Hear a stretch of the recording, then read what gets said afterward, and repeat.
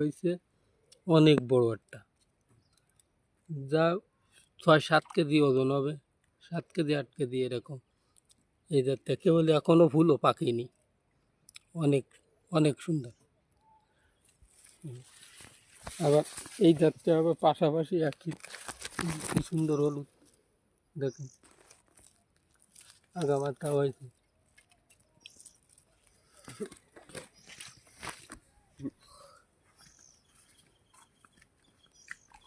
আবার ডিঙ্গে লাগাইছে।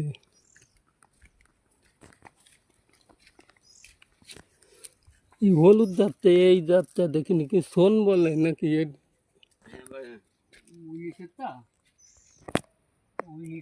দর্শক পুরোপুরি এখানে আমি দেখতে আসলাম, অনেক সুন্দর, অনেক সুন্দর তরমুজ লাগাইছে, খুব সুন্দর দেখা যাচ্ছে, না দেখলে নয়।